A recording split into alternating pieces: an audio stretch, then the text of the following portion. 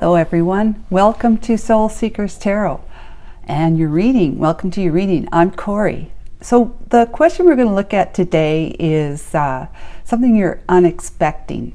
You're not expecting. What wonderful unexpected thing do I not see coming? Do you not see coming? What wonderful unexpected thing do you not see coming? All right, and we're going to use this oracle deck to start the readings off with, so that you've got a pile to choose from. So I hope you're all doing well, and if you didn't see my post yesterday, I didn't do this Sunday reading because I had received 2 vaccination shots and I was under the weather, to say the least.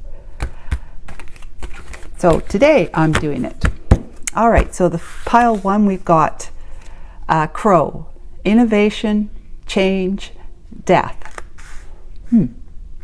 What wonderful unexpected thing do I not see coming? Crow, innovation, change, and death. All right, and then pile 2 is magpie. We have hoarding, distraction, and balance. Oh my God, okay. Woohoo! Yes, there are some lovely birds in here. Yes, lovely energy birds in here. And pile number 3, we have thrush, voice, commitment, cleverness. Isn't there a disorder that's called thrush, where it's usually with babies? They get it in their mouth. Thrush, is it thrush? It may not be. But gee whiz, we sure got some happy cards here. I think this one's the happiest pile. Voice, commitment, and cleverness. As happy as that can be. But anyways, yes, so these are your 3 piles. So again, it's Crow with innovation, change, and death for pile 1. For pile 2, we have magpie, hoarding, distraction, and balance. And for pile 3, we have thrush, voice, commitment, and cleverness. They're clever birds, I guess. I thought crows were clever. Okay, so if you do not choose to pick your pile with your intuition, we got the numbers for you. Must be missing 2 in here. Sometimes I end up putting them in this bag. There's 1. All right, I got them all. Okay, pile 1, your numbers are going to be 1 and 6.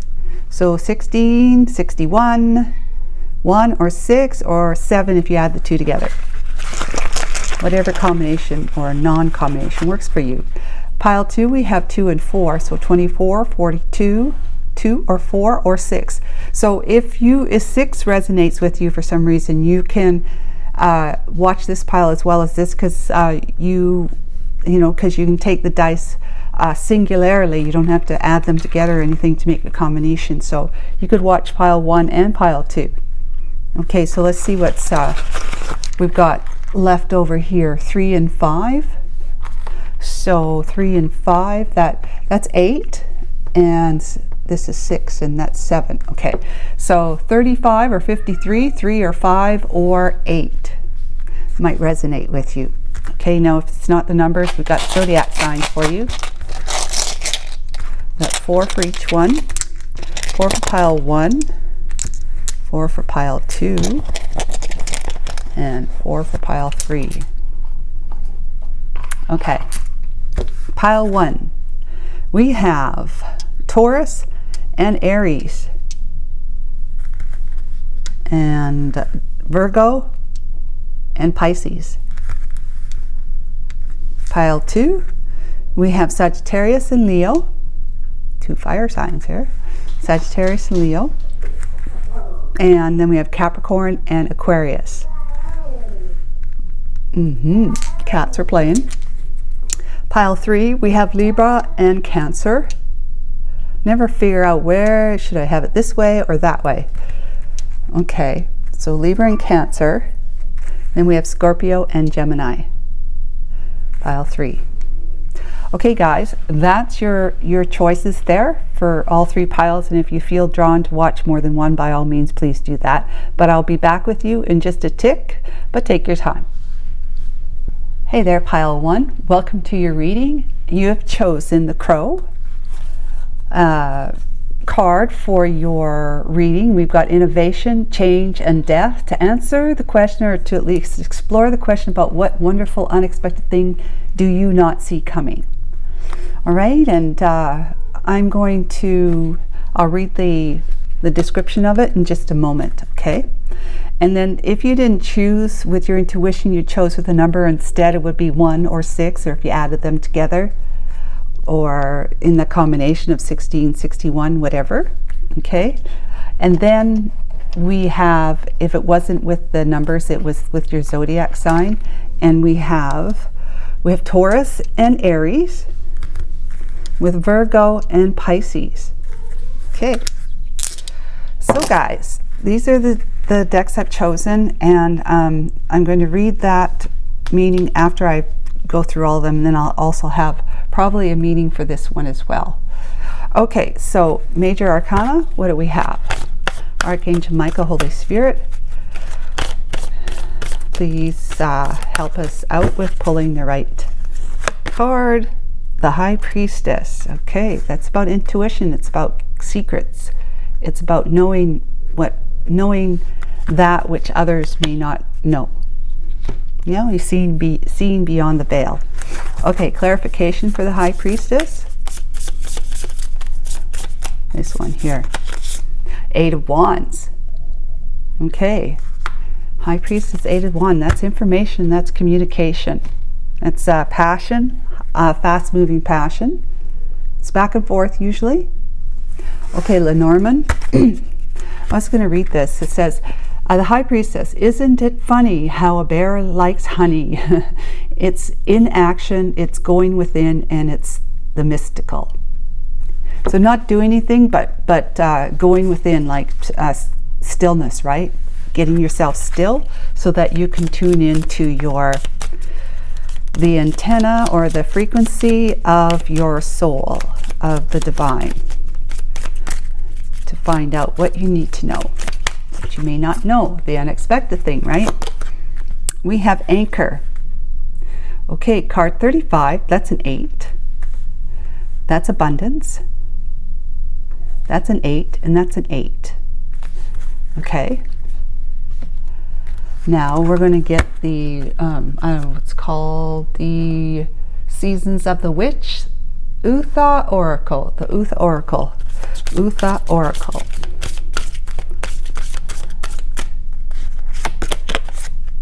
Peonies, another flower, okay. Peonies, it's card number 28, which is 10, which is 1. It is time to reap your rewards. Settle in for a ride with Lady Luck. Holy moly, guys. Yay. That's nice to get. Lady Luck. That's peonies. Okay, let's read the description of the crow here. All right. Innovation, change, and death. The card meaning is, how canny are you? The crow urges you to think outside the box, to examine what tools and skills you have at your disposal, and to apply them in perhaps unconventional ways to achieve your goals. So to be creative, right? The crow teaches you about change. Change is not to be feared. It is part of the natural course of things. Crows teach you about cycles and help you to remember that even in death, there is something that feeds life. The crow is also a psychopomp, and so many accompany a spirit through a difficult journey or change. If you are having trouble handling some sort of change in your life, call on the crow to be your companion through it. Yeah, very interesting. It tells you where to find crows. But it seems like, what wonderful, unexpected thing do you not see coming? It's change, obviously. It's change that you may be struggling with right now, pile 1. So the wonderful, unexpected thing that might be coming your way is that, you know, you're going to be receiving some unexpected guidance or communication or information that is going to, you know, it's changing your luck so that you are going to be able to sit back and enjoy the journey to the point where you don't have, there's whatever it is that you're worrying about that's causing you to kind of maybe flip out about some kind of change coming about, or even just worrying about something changing. It seems that your path is going to be made, you know, with a few less obstacles on your path. And you'll be able to walk on your path knowing that you're well protected, guided, and loved, of course. But you're going to be abundant, because remember, we have 8 here and 8 here. That's abundance. Anchor is like, it's like putting your roots down kind of thing, where you are going to be feeling safe and secure. So even if there's change coming about, the unexpected thing is that all the change that's going to happen, it's going to bring you even more security than what you feel right now in whatever status or situation or life phase or stage you're in right now. If you are transitioning, even if that's a move or just transitioning mind-wise, or, you know, open up your home to accept more people into it, or, you know, just it could be something like you have to take in your mother-in-law, and because they can't take care of themselves at home, but there's no place to put them, or they are adamant about not being put into a home, but you have space at your home that you could maybe you and your spouse can renovate. A lot of times it goes like, it's like making the garage into a one room or whatever, with a bathroom. It's hard to say what you would do with it, but to renovate your garage so that'll be a space where your mother-in-law can call her own while she's still with you. So that could be something. And then with bringing someone else on board into your home, into your space, your every day, every minute space, where there's going to be someone else around than you're used to having, it's going to feel like you are being turned on your head, possibly, but you may find out that's good. You're going to feel a lot more anchored, a lot more like, it's not like you don't feel anchored, but it's going to you know, it's going to expand that for you, because perhaps it could be financially, right, that your mother-in-law is going to be able to pay, instead of paying a nursing home or some other place for her care, she's going to be paying you and your spouse. And it's going to allow you to have more financial freedom, you know. So it's very possible that you're going to feel a lot more secure and have a stronger foundation as a result of your mother-in-law moving in with you. And it could be too that your mother-in-law turns into being a really good friend, companion, that you weren't maybe able to be with them because maybe you lived distances away, but you never thought you'd be, you know, housing your mother-in-law. And it's not like you don't get along, it's just that you just don't really know each other that well. It might turn out that you actually are you're building a bond and feeling closer to your mother-in-law and she to you, and that you two are like two little chickens, you know, two little chickens out in the yard, just having a great time kind of thing together with each other's company. It's possible, right? So let's see. We've got the 5 of Cups. So something has been daunting, to say the least, discouraging, regretful. Okay, the Strength card, but through this you've had to you know, utilize, you had to draw on your strength, your inner strength, which is what the tarot is all about, is talking about how you transition from just relying on yourself or from others to actually relying on your true self, your soul, the divine. Then we have the Princess of Swords, which is the Page of Swords, the 9 of Wands, the 7 of Wands, that's boundaries, that's feeling like you've been beat up, wounded warrior, but persevering. 10 of Wands, wow, huge burdens on your back that you've been carrying. Prince of Cups, which is the Knight of Cups. A lot of sweetness there coming forward. King of Pentacles, yes, King of Pentacles. Some good down-to-earth kind of energy there, and abundant, of course. Then the Empress energy. That is a mother nurturing type of energy, spousal, right? Or Empress, actual Empress, where you've evolved because of what's been going on in your life. The Prince of Wands, which is the Knight of Wands. Holy smokes, 2 knights. Oh, 3 knights. The Prince of Swords, which is the Knight of Swords. The High Priestess, again. Boy, this is big. This is big energy. Then it's big energy on its own, but you got it in your reading twice.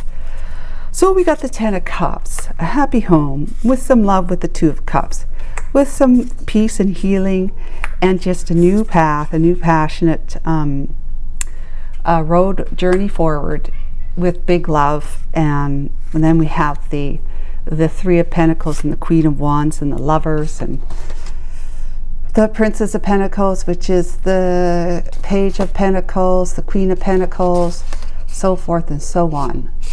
So we will leave these here. I think I'm going to bring this out because it's like a party. We got the Queen of Wands sitting over here on the peripheral if we need her. But yeah, so what do I see here? What wonderful unexpected thing do I not see coming? Well, what wonderful unexpected thing you not see coming is that you're getting some information. Information that's going to change it's going to be a change for the better, but it's going to change your life in some way. Your everyday life, your routine, maybe your work, your finances. There's going to be a change. But it's definitely, because with the crow we've got, it's definitely a change, and death, which means that it's end of something, so that life can transition, so that you can transition into the good, right? But innovatively, they find ways to do or get what it is that they've got their eyeballs on. I watched this one YouTube channel, and they have some black hooded crows as like friends. I don't know where they came from, but the woman, she makes food. The man, he plants, and kind of the animal husbandry, and he plants and takes care of the yard and cuts wood and all sorts of stuff. But those black hooded, particularly that one that is kind of has companioned the woman, and the other one companions the man, the husband. It's really interesting. They each have their own bird, which I think the 2 are mates. I think the 2 birds are mates. But the one likes to hang out with the man, and the other one likes to hang out with the woman. And but the one that hangs out with the woman is like really, really crafty and pestery. Like, it's like an antagonist to the cats and the bunnies and the dogs and anything else that's around. Likes to peck at their tails and pull their fur and peck at their eyes, stuff like that. It's just it's in fun, but it's just like they just can't help it just can't help itself what a mischievous little turd it is, right? But it does things. It's so interesting how it goes about making sure it gets what it wants. So it's kind of like it pecks its way through the other animals there, thinking that they are a competition for it, because she's busy cooking something or baking something, and he wants a piece. The crow wants a piece of it, and so he kind of like scatters them off, kind of thing, and then jumps up and perches on one of the bowls that she's either using at the time or one that's nearby on the table, and he just sits there and waits. And she's like busy mixing stuff up, and then next thing you know, you see her, she's giving him some. And then he takes it, and away he goes. Or if she's lighting a fire with matches, because she cooks outdoors, right, on one of the cook stoves with the wood fire. She's lighting the wood fire, and the bird's like right there on the door of the stove and saying, Give me one of those. So she gives him a match just to get rid of him, right? It's not lit. It's a, you know, match she could still use, but she gives him the match, and then the bird flies off. Then she continues lighting.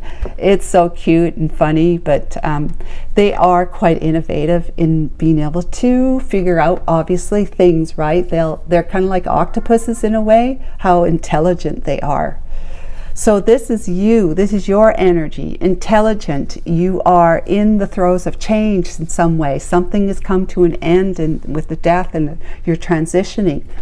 But you are possibly receiving information from your higher self, your soul, the divine, whatever, and realizing that this change is afoot, right?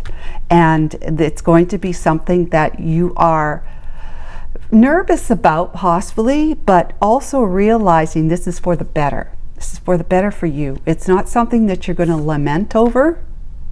You know, you might have been lamenting, like feeling as though perhaps this is not really what you want, whatever it might be. It's not really what you want. Like the mother-in-law moving in situation. It's not really what you would in an ideal world. It's not something that you would ask for. Of course not, right? Unless you're just in love with your mother-in-law and the two of you have so much fun together that you do truly want to live together, you know? And that's possible. But it's something that you've been having to draw on your strength, and your strength is your inner knowing, okay? That the strength is your inner knowing. You've been having to get some signs and signals from the divine to tell you that everything's going to be okay. You may have been praying about it, maybe in meditation about it, but you've been needing to get some signs and signals that whatever is coming, whatever is afoot, it's going to change you or something in your life, but in a positive way, even though it may not seem like it at first. It might be a bit scary. Like, for example, another example would be a job change, right? Where you are going to be leaving a job that you have put a lot of time into, and you know all the co-workers and bosses like they're your best friend and like the back of your hand kind of thing. But there's somebody or something wants you there. If it's your inner self saying it's time for you to move on from this one because you need to expand and grow. When you're so settled and familiar in a particular place, it's kind of like that's a limit. We put a limit on ourselves, like a lid, you know? Living life in familiar surroundings for too long is not what life's about. Life is about expanding yourself. So expanding would mean going to, in this case, go to work at another place where you've got to meet more people now. And you've got to learn to get along with more people where you might have gotten along quite well with or not so well with some of them, but you were able to live with it, kind of thing. Everybody was able to live with it. But you're going to have to like stretch your expanding muscle a bit to learn a new job or to take on more responsibilities. And even if it means that maybe if the job isn't that different, it's still different people, different company, different mission, different vision, right, for the company. It could mean that you've either got to move to be closer to the place where you're going to go to work, or you're going to have a longer commute. And that itself is going to, either the move or the commute, in that itself is going to be a change for you, and it's going to play on your anxieties, possibly your fears, your being frustrated about it, that you have to move.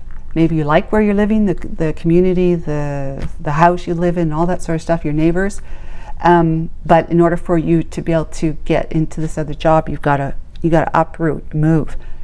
But if you don't move, and it's a different route to that longer journey by car or bus or tram or train or whatever it is that you got to take to get to work, it's going to be drawing on your strength and your courage to be able to see this through, having the faith that this is all happening for a very good reason for you.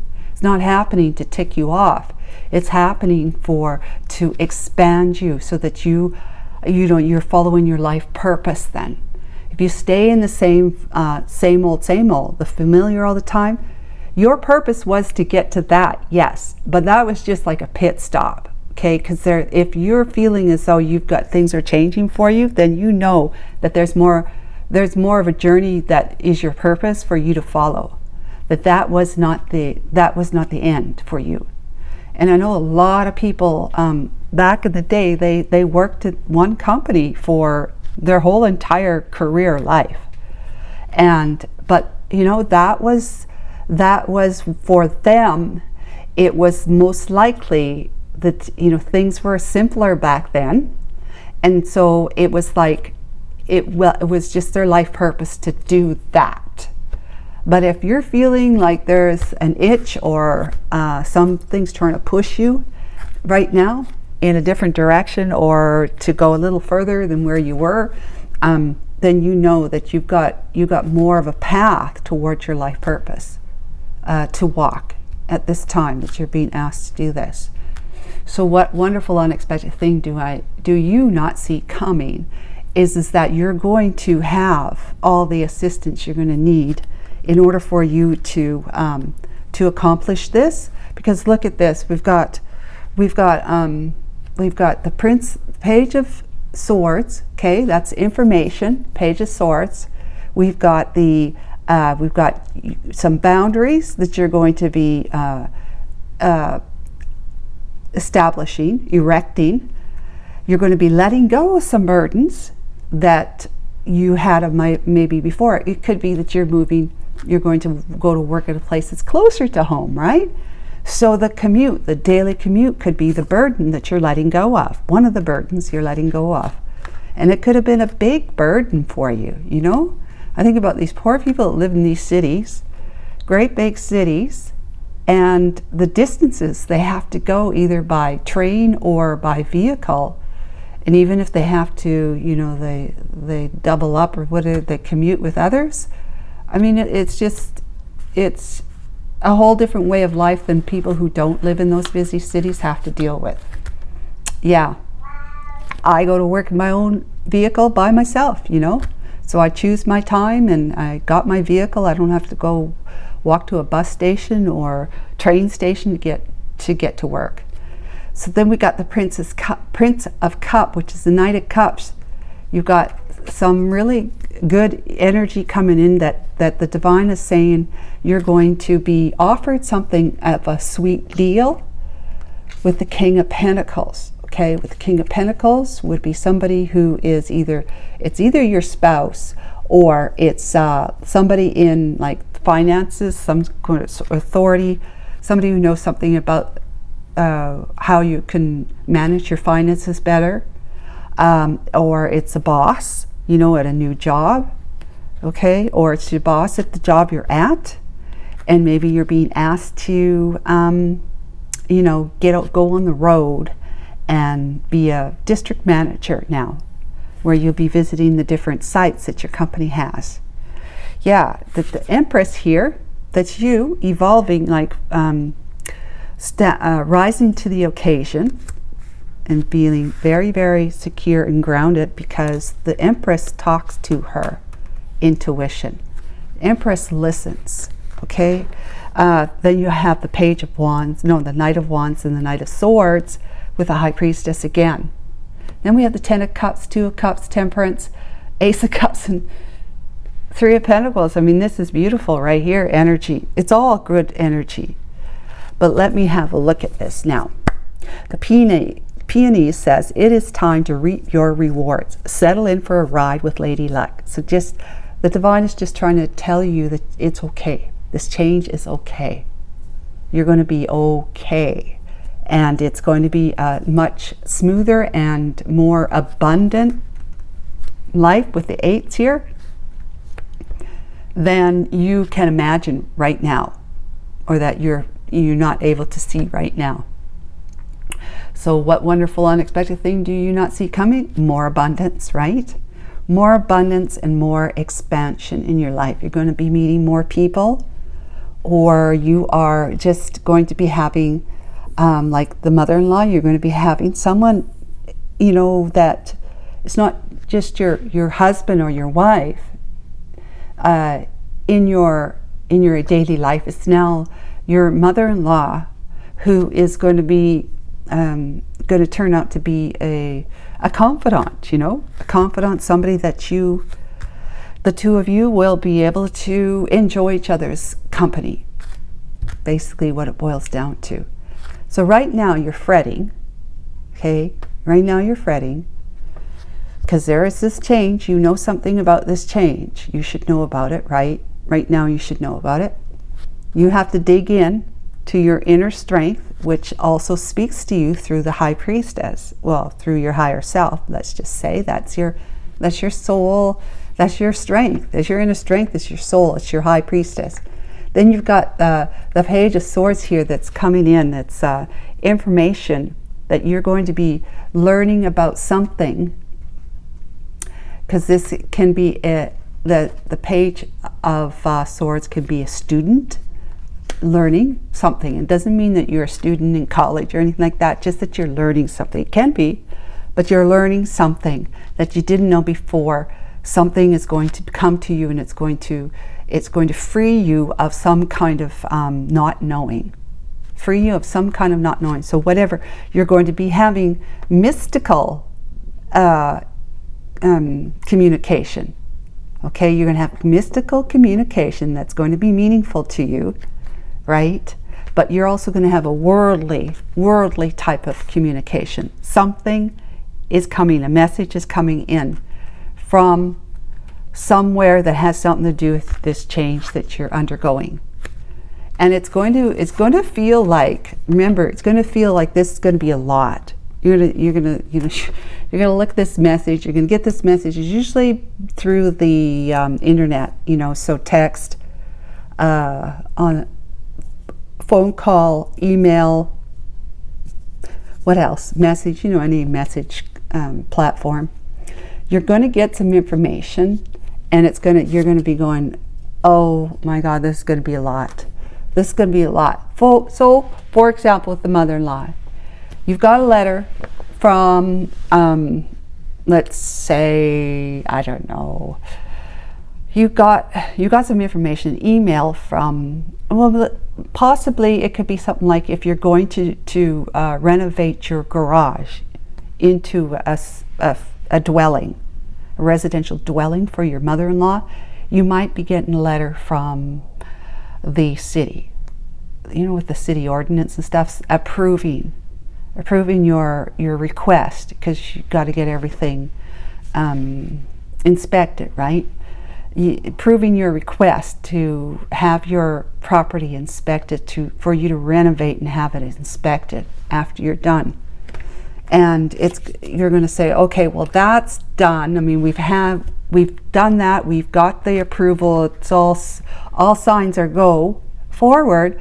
But it's like, oh no, now everything's going to change. Like there's going to be, you know, construction people in your house tearing things apart. Not just in the garage, they're going to be tearing things apart or putting walls in and stuff like that. But they're going to have to put a doorway from the house. Well, it might already have a doorway there, but maybe it's not in the right place. I don't know. But it's going to mess up the house in some way. In some way, it's going to mess up the house. It's going to mess up your living space in some way. Even if it's just your yard. It's going to look like, I don't know, like World War III. I don't know. But anyways, it's kind of like, okay, so we're going to have plumbing put in, more electrical put in. We're going to have to get sewer in there, you know, all these different things, and you know, windows instead of a garage door, and door for, you know, exterior door for her to come and go instead of the garage door, stuff like that, right? So there's a lot that's just at the physical level. There is a lot that has to do with you and your thoughts about this, and your feelings about this, your psychological well-being, about having someone else come and live not just on your doorstep, but actually almost in bed with you. Yeah, so it's going to be, so what you got to do is then establish some healthy boundaries with your spouse and with your mother-in-law. You establish those healthy boundaries with the Seven of Wands, and they are in agreement with this. They're going to say, yes, I mean, this is your home after all. This is your home. And they're coming in kind of like a guest, but even though they are going to be a resident, they're still kind of a guest. So they should at least respect and abide by your. And you might just find out that they're in agreement with this. They're saying like, yeah, I'll do that. Yeah, I can agree to that. I can agree to this. I can agree to that. And you're going like, whew, okay, whew. You let the heavy artillery down, you know, off your back. You're letting it go with the 10, because there's a new beginning now without all that weight on you. And then it's a sweet deal. You know, things start coming together for you. You know, questions start getting answered for you when you start seeing the light again. And this is like, it could be that this is either your mother-in-law or father-in-law. Could be either what, right? Mother, could even be your mother or father, whoever it is to you.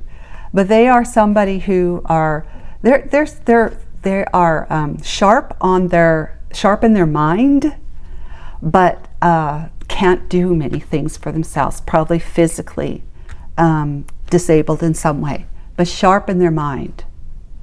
So if it's not like this mother-in-law, father-in-law coming to move in, live with you, it is, like I said, somebody who's going to help you if it's a financial thing, help you with your finances, or it's somebody who's going to, you know, is your boss or teach you in some way about how to navigate your way through some kind of, you know, document, paper trail, stuff like that. That's usually the King of Swords, but this would have to do with document trail that has to do with finances. Okay, if it's not, it's your boss at the new place that you may be going to work at to expand yourself, right, which expands your life, or the boss that you're working with right now may be wanting you to expand in the company by doing this, right, something different. And you're like sitting there going, thinking about this. Okay, you were lamenting it first. You dug into your strength about this. You've been, you know, checking in with your higher self, getting messages, and praying or meditating on something. But you have established some healthy boundaries that have been agreed to by whether this is your new employer, your current employer, your mother-in-law, or whoever. And now you're sitting in this energy of, okay, I am now placed I have now placed my life back on, like, even ground, or just, you know, a smooth ocean bottom. No, but you can't have smooth. You got to have something there you can latch onto, rocks or something. I don't know. Maybe just the anchor's enough. But you are, like, what I'm saying is you're sitting in a position of, I've got this. That's what I'm trying to say. You're sitting now in a position that everything that may have seemed like to be, you know, up in the air or just too much for you to have to consider, you are now being able to put your anchor down and confidently say, it's going to be okay. It's going to be okay. I've got this. Then you've got the Knight of Wands and the Knight of Swords coming in. These are the two fastest jokers in the deck. Two fastest, the swords first and then the wands, right? So it's going to amp up. It's going to amp up, and then you're going to need to really start digging in. So whatever it is that's going on, there's going to be some like energy of being impulsive energy of being impulsive, like, I don't know what you could be feeling the urge, now that you're sitting in this energy of the Empress, you may be feeling the urge to say, I can do that too. Or, why not bring father-in-law in too? You know, why not? Why don't we just get both of them? Not, you know, obviously if mother-in-law needs to move in, father-in-law is probably not around somewheres, right? Not around anymore. But it's kind of like, well, if we're going to remodel the garage, why don't we put on an extra room on the back? So she has actually a living room, or he has a living room with that the garage is the living space, with the bedroom and the bathroom in the back. That way it'd be easier to incorporate, what do you call it? Sewerage, right? Sewerage, because there's no cement pad back there yet. So you might be feeling a little impulsive about that. Yeah, well, if you know, she or he's going to help by paying for his care and stay here that would otherwise go to a nursing home.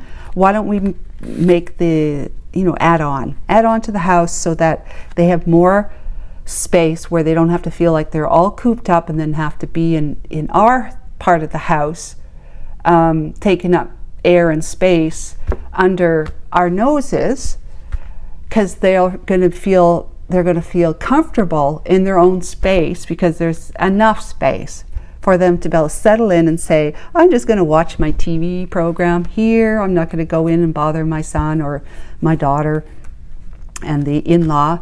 I'm just going to stay out of their hair for now. And then, you know, it's just a matter of them just coming in to eat, you know, eat and visit a bit, but go back. And they've got a nice comfortable bed and their own bathroom, that kind of thing. But they'll probably need help with bathing and stuff like that. But it's all right there in their own bathroom, not needing to be bathed in your bathroom. Okay, so that kind of thing is going to be like, let's just be a little bit more impulsive and add on to the house. That's an example for the live-in. Okay, but if for work, it could be like, I can do that too. You know, it'd be like your new boss or your current boss saying, I want you to be my district manager for this area. And might even be feeling like, well, I can take on 2 areas. What is that? Another 5 sites? I can do 10 sites, you know? So you might be saying that you can take on more responsibility than what is going to be initially asked for you to do. Okay, and the new job would be the same. It's like they're going to put you in this, and they're going to say, well, we're going to put you here, and you know, it's already a promotion, it's already a job pay raise, all this sort of stuff, status, employment status, and all that stuff. But they're putting you like in sort of a beginner's. I don't know how to explain it, but it's not like you are going to be fully immersed into it, like you will after some point in time, a few months maybe. You might actually say, hey, I can do it all. No problem. Just stick me in there and I'll take care of all of it. Don't worry. I got it. Right? So then the Prince of Swords is like, information's going to be coming in fast towards you, saying, okay, you got it. Okay. We can do this. We can do this. Yeah, really fast. This was fast, but this is even faster. So whatever it is you agree to be impulsive, you know, about, they are saying, okay. They're literally saying, okay, we can do that. And now you're going to be going like, okay, maybe I need to sit down and do some reflection on this a little bit more. Please. Did I chew off more than I can chew, bite off more than I can chew, or am I going to be okay?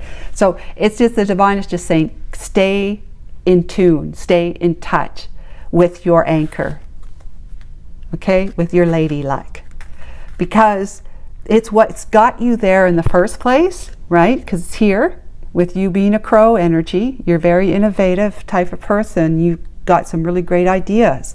Okay, it's got you over the hump, and it's got you to where you can put the burdens down from whatever it was that was concerning you before. Well, the beautiful unexpected thing is that you are going to be, you're going to be swimming in abundance because of the 8s. You're swimming in abundance in a way that you didn't expect. Look at this, 10 of Cups. It's going to be a happy home for you. Happy financially home for you. Happy mother-in-law or father-in-law, or mother or father having to live with you.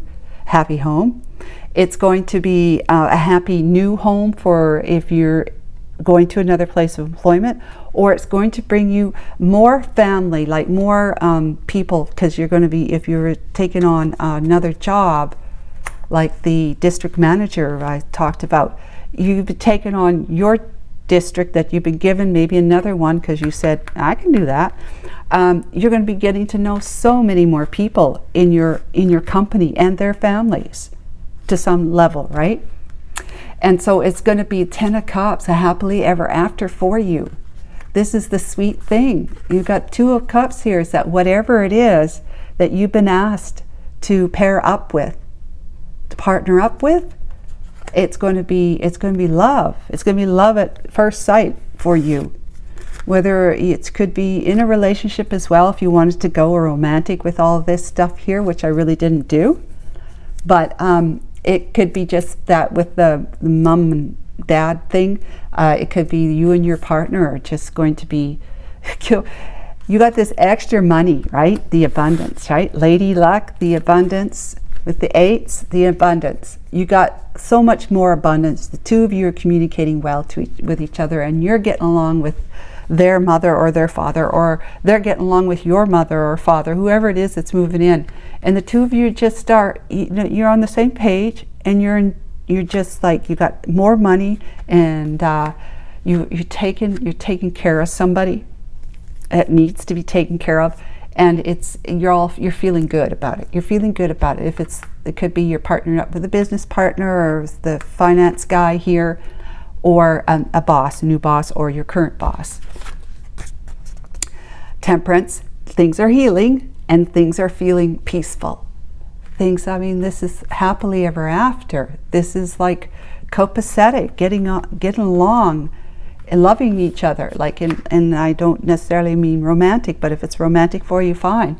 But love, respecting, caring for, you care for the other person, you enjoy them, and it's peaceful for you. It's like a new journey of you walking on a carpet of love, because the Ace is like rolling out the red carpet for you, saying this is your new beginning. It's a new beginning, feeling loved up in some way. And if it's like the mother-in-law thing, it's like you are going to be going to enjoy having that third person in your life who knows your spouse so well, or vice versa. And you're going to couple up with that person. And I say, but I bring up the Empress, but this is you with the mother-in-law or father-in-law, or your mother or your father. Maybe you are somebody who had always gotten along with your mom or your dad, and now they're living with you. And so it's like, it's harmony. It's the 3 of Pentacles. So for the mother-in-law thing, it's you and your spouse and them all collaborating, working together. Everybody's playing nice with each other. If it's with the company or a finance person, that's the third party between you and your person. You and your person and them working together. You and your person, and you and your boss, and your people that you have to work with or manage in some way. It's 3 of Pentacles. That's a new foundation. This is anchoring you to that new foundation that you're building in this Empress energy, where you're sitting back and you say, I can do this. I can do this. That is the wonderful, unexpected thing that you don't see coming, is that you are actually, besides all the other really great blessings here, is that you're going to be able to sit here and say, I can do this. I can do this. What was I thinking? What was I thinking? I can do this. No problem. I could do this with my hands tied behind my back and a blindfold on. Yes, you can do this. So that's the wonderful, unexpected thing that you're going to see. because your high priestess energy, intuition, not seeing things that others don't see, seeing beyond the veil, that everything is just going to work out fine. You're going to have a few hiccups and bumps, but you're going to fly over them, no problem, right? So that's what you can expect now, is that you're going to be sitting in the energy of it. It looked like a bear at first, but I have tamed the bear and we're best friends. I'm so happy for you. So take care of yourself, and please like and subscribe, and we'll catch up with you again next time. Thanks for watching. Hi there, Pile 2. Welcome to your reading. You have chosen the Magpie card. That's all about hoarding, distraction, and balance. Hoarding, distraction, and balance. Magpies hoard, I guess. Interesting. Which distracts them from their life purpose, possibly. We'll read the description of it in just a moment. Let me put the book here just in case. Okay, if you didn't choose it that way to discover the question about what wonderful unexpected thing do you not see coming, we have got the numbers 2 and 4, however way you wanted to work it for yourself. All right, and then the zodiac signs as well. If it wasn't that, we have Leo and Capricorn, with Sagittarius and Aquarius. Okay, guys, I'll read this in a moment. I'm going to get the cards out first. Okay, Archangel Michael, Holy Spirit.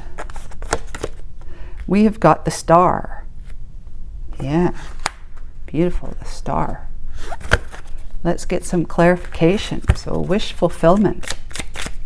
A wish fulfilled. Just clarify that, please, Archangel Michael.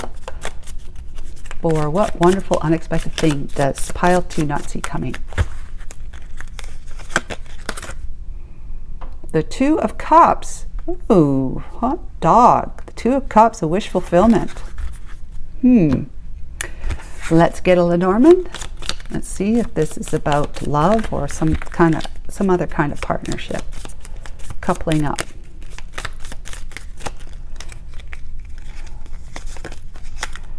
We have the Sun, the Ace of Pentacles, and the 31, which is 4, foundation.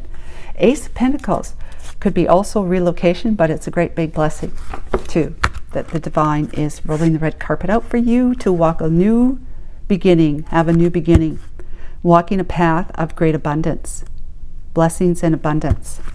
Okay, hoarding, distraction, and balance. Hoarding, distraction, and balance. Yeah, I want to read that for sure. Autumn equinox, card 3, that's about communication. Nothing is whole without the acceptance and acknowledgement of all. Yeah, so it's the idea that whatever you feel you're losing, you're never lost. You're never lost. It'll come back around in some other way, or in the same form, whatever, but it's going to come back around if you but keep the faith that that everything, there's no one loses while the other one gains. It just doesn't really happen. It's the understanding that we are whole, even though we look like we're singular, that we're just one, but we are. There is everyone else. The true one is that all of us together are the one. So nothing is whole without the acceptance and acknowledgement of all. So if you are in the person that has the faith that whatever is given unto you is given unto everyone, and that is the most abundant and blessed way of living life, that you will have never any need to kind of try and be sneaky about trying to gain something that would look like you're taking it from someone else. Like I'm going to be sly, or I'm going to be deceptive, or I'm going to be devious, or I'm going to be you know, just like I'm going to try and figure out how to be able to acquire something so that I win and they lose. Could be like at a job. You might be, it could be something like, not you, but it could be something that you, that the person that, there's a job posting, whatever, and you might be, not you, but I'm just saying you. We always say you, okay. We might be tempted to try and entice the person who is in charge of hiring for that position, entice them in some manner, and, you know, use your imagination, right? Entice them in some manner so that you can pretty much get them on the hook for you being a shoe-in, and a guaranteed shoe-in for that job, where it's someone else that might be in a better, have more qualification and skills than we do. They lose out. That appears that they lose out, but it never works that way. It might appear initially that you've won something, we've won something, and the other person lost something. It all comes back. If that person is the type of person who believes that everything happens for a reason, kind of thing, the person that you think is losing out, it has that belief that everything happens for a reason, something's going to happen that is not going to turn out so great for you or us, and it's going to turn out to be, something's going to come about for them that's going to be a blessing for them. And we're going to be going, holy cow, look at what's happening to them. And here I have this job, you know, that you may not even be well suited for, that kind of thing. Do you get what I'm saying, I hope? So magpie, let's look at magpie.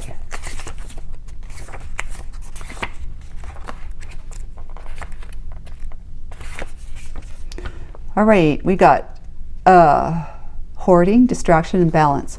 The card meaning is the magpie loves bright, shiny objects. So it may be telling you to look for the sparkling things around you, to enjoy the bright, attractive things in your life. Alternatively, it might suggest that you consider how to balance your love of shiny things with life's more serious aspects, like financial practicality, right? Are you too often distracted by the glittery things in life? The magpie can also represent destructive habits. Too much hoarding, gossip, idle chatter, or loud talk can harm you or others. But the magpie's black and white coloring makes it a symbol of balance, and seeing it can remind you to maintain balance in your life. So if there is a temptation to hoard, you would want to balance your life with discarding things too, right? Then you're not really a hoarder, are you? You could still be hoarding stuff. Like you still might have be tempted, this person, you know, if this is you or not, might be tempted to go to all the Saturday garage sales and buy this, that, and the other thing. You bring home a car full of stuff, other people's stuff, right? That you bought for 25 cents, you know, 50 cents, $1. And you got to put it somewhere now. Well, you're going to find out that if you really want to have the feeling of buying something, bringing something, acquiring something, that feeling that sort of fills a void in you. When I go out and buy, it's like retail therapy, right? I go out and buy, I feel better. You know, I'm happy. I got this thing. It's new to me, even if it's someone else's. It's new to me, and I'm happy to have it. And look what I got, right? Well, the balancing act would be then to make sure that you make space for that, for all that stuff you brought home that's now something new and exciting to you. So you're going to have to clear off some shelves of the stuff that maybe you've had for a while, and you know, you really don't. Even though you might think you have an attachment to it, the attachment's not as strong. So you have to come up with the idea, the understanding that whatever you're not as strongly attached to is what is got to go. Okay, so that would be you sitting down and looking at the stuff that's on the shelves where you want to put your new stuff and saying, okay, what am I most attached to and what can go? That's finding balance, right? Because otherwise it's all a distraction from what really is keeping you off balance. It's really a distraction. Having too much stuff, because then you have to find space for it, you have to clean it, dust it, you have to get around it if you can, and it could be causing problems with you being able to have your family over, spend time with them in your own domain. Yeah, whatever. You may need more insurance, that kind of thing. Content insurance, right? Because then all your money that you spent will not be covered if you had a flood or fire in your home. Okay, so nothing is whole without the acceptance. You know what? Before I do that, let's read this one first. Autumn equinox. Your higher self chose this card because the autumn equinox, which is like for us, it's autumn equinox. I think we just had it. Is a wonderful time to consider where you might be experiencing imbalance within your life. Are there ways you're living to the extreme? It's interesting because you got this with the hoarding energy card, right? It's your energy, the magpie energy. So are there ways you're living to the extreme? Are there areas in your life that have been overlooked or perhaps forgotten about entirely, or overburdened, overstuffed, but overlooked or forgotten about entirely? Typically things such as spa days, time off, more rest, and more time spent with friends are the first things put on the back burner, but it can just as easily be creative expression, having new experiences, cleaning your space, right? Forgetting to pay a bill, or even being your best self at work. If you have been in a period of extreme action now, or extreme action could be an extreme of, hoarding, buying, paying, spending a lot of money. If a period of extreme action, now is a good time to begin entering a phase of rest, renewal, and passiveness. So just be still, don't do anything. Attempting to force your way forward may actually be the reason why you're not receiving the results you're hoping for. Likewise, if you have felt stagnant or are falling victim to the extremes of laziness, receiving this card is your sign to renew your motivation to prevent anything else from falling through the cracks. Balance is not just related to physical action.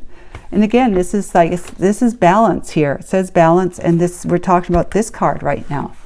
Balance is not just related to physical action. Balance of the mind is also a worthwhile cause. Consider whether you've experienced a period of pessimism and can use a more joyful outlook on life. The opposite might also be true. Are you using positive thinking and speech to bypass what you're truly feeling? Okay, trying to force yourself to feel better when you don't. Did I?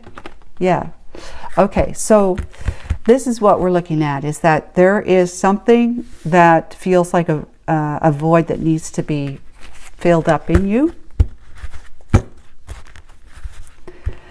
And it is keeping the clouds from parting to reveal your happiness, the sun, the sunshine, the sun that will illuminate any dark void, that you have, psychologically, right? The reason why we do what we do, retail therapy, for example, just as an example, one example, is because we feel like we're not enough. Because our environment, that could be the people we've chosen to be in our life, or our actual environment, like our home and our community, place where we work, stuff like that, may be giving you signals that you're not enough, that you need to be more, or that you don't hold a candle to something or someone. You're not enough. Like you're not you're not as good as someone else. Maybe being looked over for promotions at work. You know, your partner, spouse, or your kids, they seem to, well, for your kids, for example, they may seem to gravitate towards other parents of their friends' parents. And they talk a lot about how their parents are so fun, so good, so this, they did this for them, they do that for them, this stuff and the other thing, making you feel like you're inadequate. If it's your spouse or partner, they just don't talk to you or spend much time with you. And they don't seem to, like, if you want to do something, they don't want to do it with you. So you're feeling like you're being rejected, neglected, feeling inadequate in some way, possibly, right? But without you feeling that you are everything, that you are enough, and all that sort of stuff, none of us are. If you're feeling that way, none of us are. So what I'm trying to say here is that with that whole thing about being, nothing is whole without the acceptance and knowledge of all. That whole idea is if you don't feel as though you're enough, then none of us are. Truly. So if this is the new perspective I would offer you, is that if you feel as though you're not enough, then you can look at it this way to say, they might be doing things or not doing things that makes me think and feel that I'm not enough, I'm inadequate, or this, that, and the other thing, right? That, first of all, that's just me. That's my own perception. That doesn't mean that they actually truly feel that way about you. They're just giving you confusing signs about it to you. Confusing signs, but they may not be meaning it, but they might mean it too, okay? But if they mean it, if they're purposely trying to do it, then they're really the one that's not enough, not you. They're feeling a very deep, empty void in themselves, like you feel, okay? So if they're not meaning it, and you're just the wires are crossed and you're perceiving it to be that way, that they're actually, whatever they're doing, saying, or whatever, that makes you feel like you're not enough or unworthy or whatever, it is like they are no better than you. They're no better than you. They're not trying to make you feel that way. They're just doing it. But so there is a part of them that is lacking as well, because if you're not in it with us, then that one, let's just say all of us is this beautiful crystal glass, right? And someone drops it and there's crystal shards all over the place.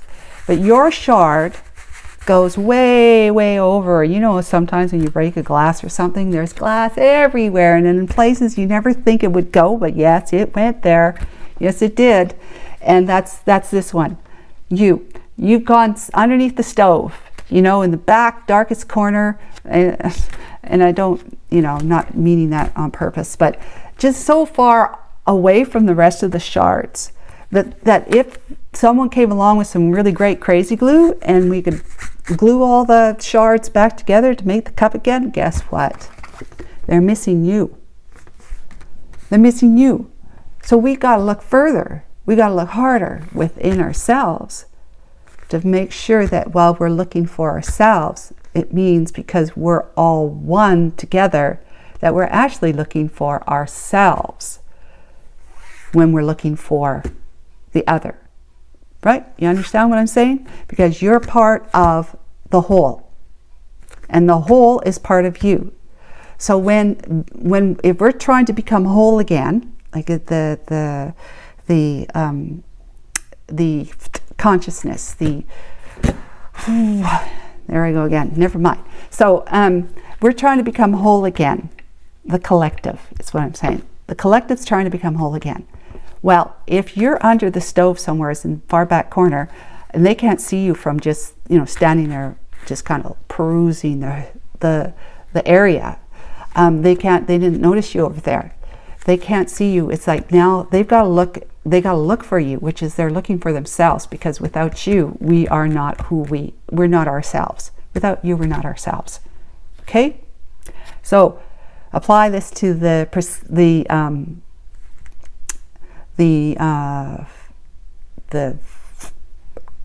story. Apply this to the intelligence that they are not, whether they're trying to make you feel this way or not. Number one is that you're thinking this and it's your perception. So it's something you got to change about the way you think and feel. Okay? Your self-talk, your inner self-talk. Number two is that they are no better than you.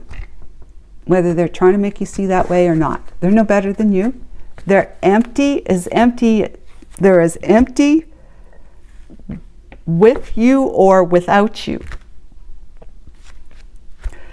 They're as empty without you if they are not with you, is what I want to say. They're as empty as you feel without you if they're not with you. That makes sense? It's this very complicated stuff. I don't know why I became a mental health counselor, because it's very, very complicated. But yes, the human psyche.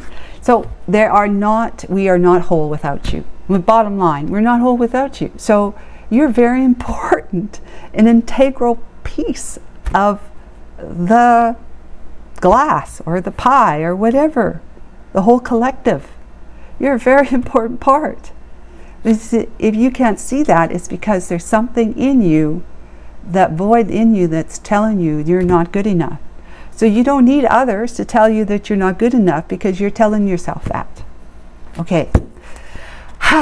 So did I don't know, did I do this? I don't know. Did I do this? I don't know. I'm going to do it again, even if I didn't. So that's what you've got to understand, is that if you are being distracted by the behaviors or non-behaviors of others, that's the clouds that's clouding your sky, that cannot allow, that won't part to let the sun shine through for all your abundance, and that beautiful happy foundation of I'm feeling life is good. Life is good. It's even better now that I talk to myself in ways that is positives. But don't be a positive thinker, like they said in here. What was that? Don't be a positive thinker to try and get yourself out of something. So that's how complicated the human psyche is. It's crazy.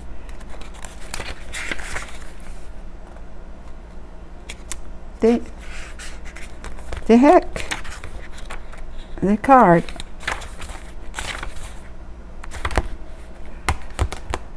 Am I missing something? Where was number? I'm sorry, guys. Says, oh yeah, the opposite might be true. Are you using positive thinking and speech to bypass what you're truly feeling? So you might be some person that you know, oh, I just have to change the way I think, but it's one thing to know, it's another thing to actually believe. So if you're saying positive things, it's one thing to say it, but do you actually live it? And that if you're living it, if you're confident in it, then you're doing it the right way. You're doing it the healthy way. But if you're just talking it, but you're not truly on board with it, then it's just talk. And it's not it's positive, but it's not going to benefit you, really. Okay. We have got justice. All right? Something's out of balance. The Star. Wish fulfillment is for something to be in balance. King of Cups. Okay. Remember, we've got the Two of Cups here. The Nine of Cups. Four of Wands. Death. Ace of Swords. There's a new beginning. Transparency. Eight of Pentacles, working hard, mastering. Ten of Cups, happily ever after. Ace of Pentacles, another new beginning with the, you know, prosperity and abundance. Great big. 10 of Pentacles, oh my God. Yeah, 6 of Pentacles, yes, another balance thing. With the Magician and the 8 of Cups, the 2 of Wands. Then we got the 5 of Swords, the 5 of Wands, and the Lovers. Ha! You know what? We're going to take them. Because I feel as though there is strife between you and your person. There's like someone's been sabotaging. And I would say it's your perception of what's going on with your person that's sabotaging your ability to reduce or eliminate the conflict between the two of you. You have a sabotaging way of creating the inner conflict within you. The conflict you have within yourself sabotages your best efforts forward, moving forward.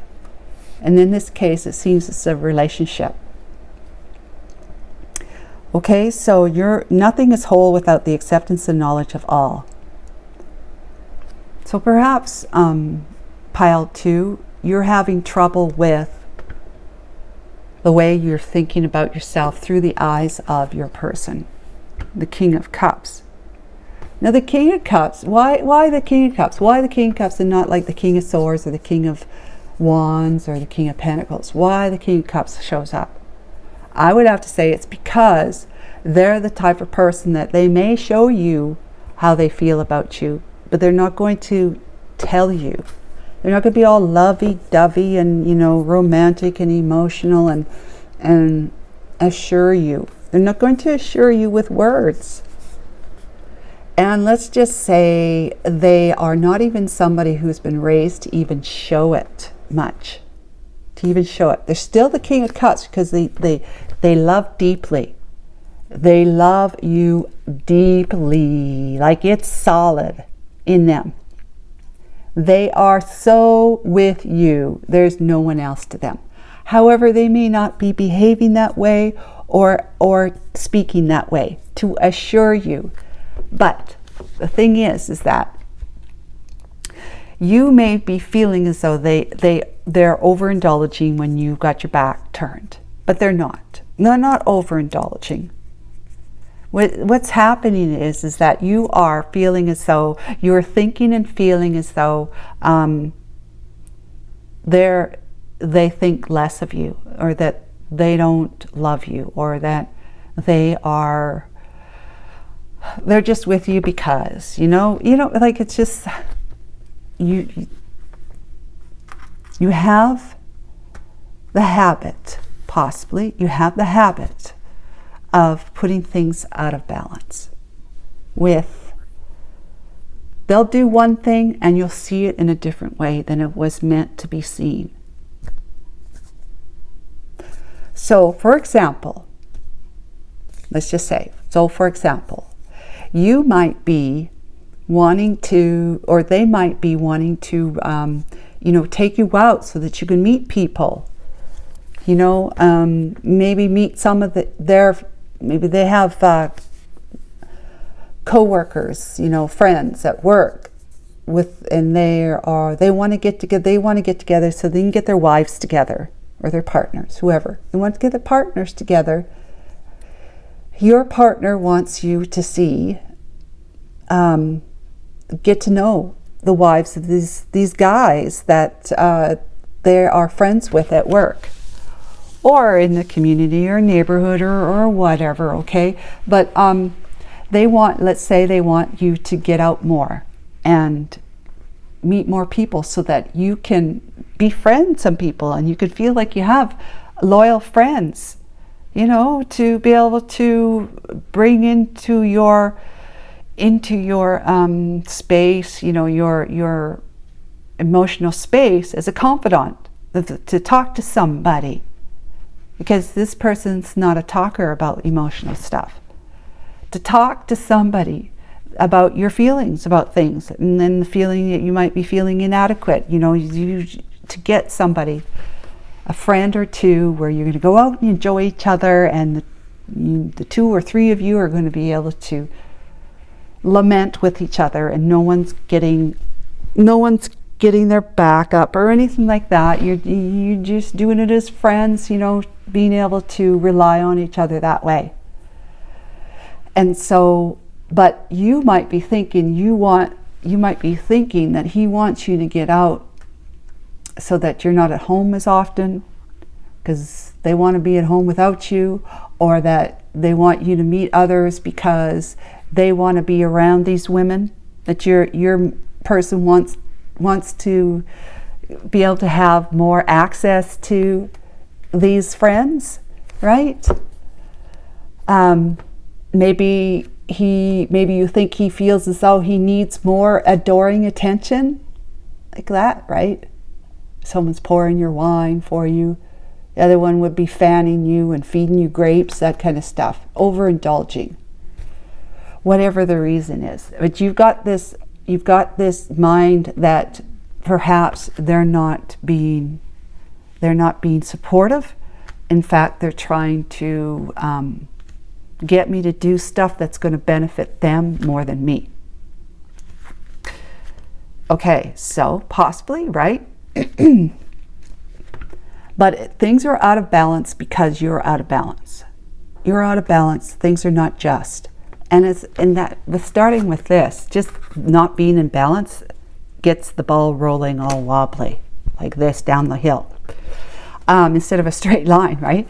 Then it throws everything out. Nothing is just. Nothing is justified when you're out of balance. Again, remember, if you're out of balance, we're all out of balance.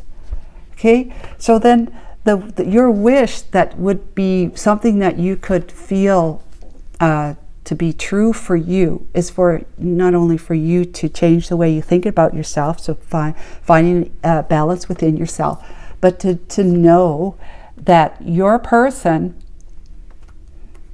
being your wish fulfillment with the 2 of Cups, your person adores you deeply, deeply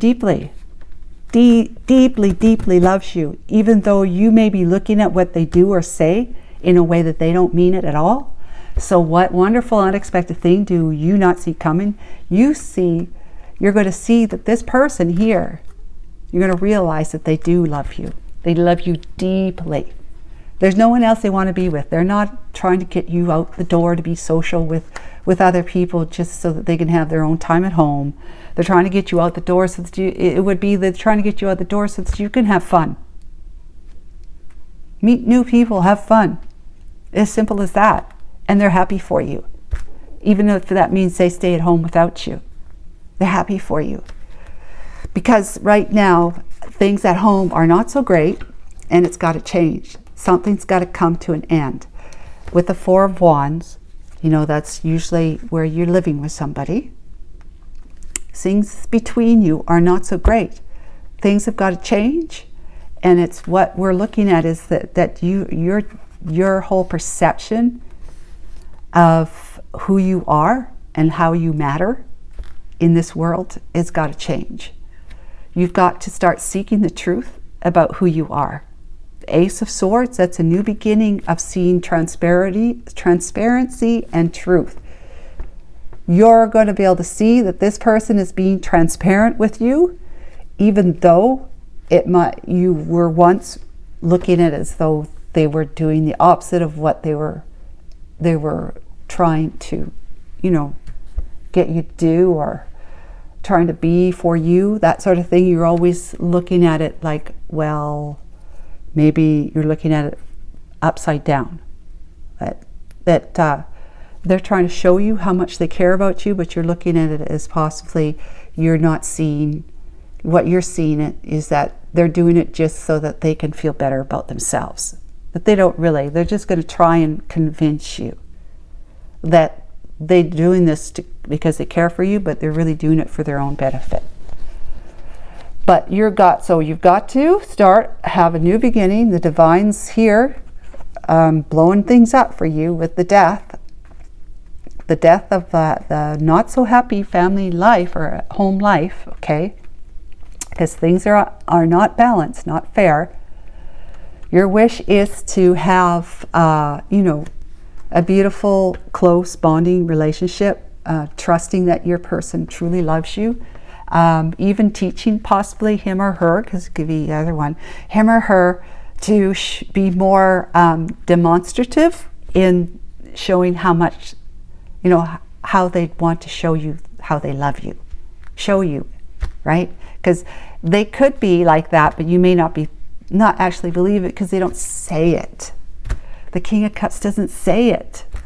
So you might want to have a talk to them about how you need to hear them say it to be reassuring. Even if it kills them, you might say, even if it kills you, I still need to hear it from you. You just communicate, talk, right? So things are going to end there. Things are coming to a close with respect to unhappy times at home. It's going to transform you and your life. You're going to start having epiphanies about what it is that you have been doing, like perception-wise. How you have been, you know, sabotaging your own efforts to live life without inner conflict. Or even outer conflict if you're arguing with your person. But you're going to be working hard on this. You're going to work hard on it because you're going to master this. The divine is going to help you master it because you're going to have a 10 of Cups with this person. And it's going to lead you to another beginning, not only of truth and transparency, but blessings beyond, on top of blessings, on top of blessings, on top of blessings. Because the two of you are now going to be bonding together in a way where you can trust them and they're able to trust you, that you are in a good place in your mind and your feelings. 10 of Pentacles, long-term commitment and you know, abundance, right? You got the Ace of Pentacles right beside it. 11 of Pentacles, no such thing, but anyways, it's going to be, there's none of this breadcrumbing. You know, you may be feeling like they breadcrumb you because they don't say it to reassure you, right? But they do this for you, or they suggest that for you. And it seems like they're doing it because they care, but you, in your mind, you're automatically turning it around. But it's going to be equal give and take. It's going to be equal reciprocity. So whatever they show you or do for you, you're going to start being able to turn it around in a way that self-talk is saying, they care. They care enough to do this for me, so I'm going to do something for them. Or I'm going to be grateful without question.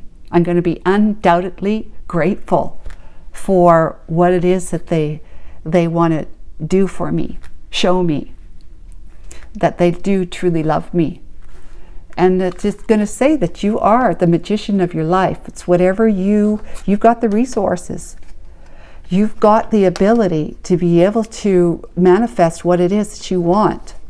All you need to do is walk away from the investment you have in standing at the crossroads about whether or not you should trust your person. Use your powers of being able to, and that's your mind that then creates the feelings, that does that, the mind, the frequency, the vibration of your thoughts, and the vibration of the feeling that goes with those thoughts. They go out to the universe, and the universe responds in like, okay? So the universe responds to you with the same frequency as what your mind and your heart are. Your feelings, your emotions. So if you get your mind and your heart on the feelings and emotions that you can trust this one deeply loves you, then you're going to have, this person's going to start showing you it. They're going to surprise you. It's going to be that unexpected thing that you don't see coming, is that they're going to surprise you because you're doing the work of changing your frequency, which is your thinking, your self-talk thinking, your perception, and that feeling that comes with it. And if you think something like, yeah, you know what? I deserve to be pampered tonight. And like a spa day, like the book said. I deserve to be pampered tonight. And so you go and take yourself a nice hot bath, and you're looking forward to it, like looking forward to it, optimistic, feeling it, looking forward to having a nice hot soaking bath. You go in there, you take a bath, you feel good, you come out, you're feeling relaxed, and you're just like, the look on your face is different than what your partner's usually seeing on your face, and they're going, wow, what's happened to you? And you're going, oh, I just feel good. I had a nice long hot soaking bath. And they'll say something like, I'm sure happy you're doing something like that for yourself, that you're taking care of yourself. I often wonder why you don't do it more often, you know? And then that's gonna make you think they do actually care.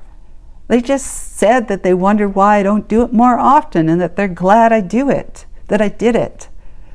That to me is now saying the universe is responding in light with my energy. That I took care of myself, I did a spa thing, I took care of myself, you came out, you're all relaxed and feeling good. Your person sees that on you, experiences your vibe, and says, well, I'm sure glad you did that. I often wonder why you didn't do that more often. And that's going to be a signal to you that, yes, your guy or your girl actually does care about you. They just finished saying they often wonder why. Often. And you never heard that before. So that's the unexpected good thing that you don't see coming, is that you take care of yourself. Your needs change the way you're thinking so that you can feel differently. That then goes out and attracts a different experience that's attracted to you, like attracts like. Response from the universe. This person responded to you. It was the universal energy responding to you. In that energy of, I do care about you because I'd like to see you do that more often. Yeah. So that's it. You've got the resources. It's all in your mind and your feeling. You got the resources to do it, to walk away from an emotional investment you have in thinking that, with this standing at crossroads business of, do they care about me or do they not care about me? Am I enough for them or am I not enough for them? That kind of stuff, right? Adequate. So, in other words, you're walking away from your investment in sabotaging your efforts because of that inner conflict you have. That's the Two of Wands stuff. Am I this or am I that? Am I this or am I that? That kind of thing. You always have a choice, but this choice here, because that Two of Wands, you always have a choice. The choice is either to love or not. To love, to be loved. Love and be loved. Love yourself to be loved. Love yourself to be loved or not. That's your choice. So I think that this is like, it's very eye-opening for you, and it just means that you just have a lot more self-love that the divine wants you to invite the divine in to help you love yourself into clear skies of happiness, prosperity, and abundance, right? The Ace of Pentacles. But feeling good, happy, healing, enlightened, because you're seeing what it is that you've been doing in your mind about, you have been questioning this person's integrity, basically, is whether or not they truly love you. And I'm here to tell you they do. They deeply love you. The King of Cups showed up. It's not the King of Wands or the King of Pentacles. It's the King of Cups. They love you, pile 2. Hope that was helpful. Please like and subscribe. Bye for now. Hi, pile 3. Welcome to your reading. You've chosen this card, Thrush, Voice, Commitment, and Cleverness. Thrush. I'll read that in a moment, the description of those birds. And if it wasn't this card that you chose using your intuition to discover or explore the question about what wonderful unexpected thing that you do not see coming, you chose with the number 3 or 5 or 35 or 53, however way that worked for you, maybe even 8. And if it wasn't that, there's the zodiac signs. We have Cancer and Gemini, with Libra and Scorpio. Okay, so these are the oracle decks I've chosen. I'll read the description after I get through all these here. Okay, so what wonderful unexpected thing does pile 3 not see coming, Archangel Michael? Thank you. The Emperor. Wow, the Ingwaz rune. It says it's fatherhood, authority. What is that? I have a hard time reading. It's very, very light. Organized? Yeah. Control and structured. Okay, somebody's got their act together. All right, let's get some clarification for the Emperor. I'm feeling it's you, whether you're a woman or a man watching. Emperor energy. Might be quite the leader, a go-getter, you know? Doesn't back down to a challenge. The King of Swords. Okay, King of Swords. Wise beyond belief, the King of Swords is. But so is the Emperor, you know. Wisdom, double whammy here. Wow. Okay, let's get the Lenormand.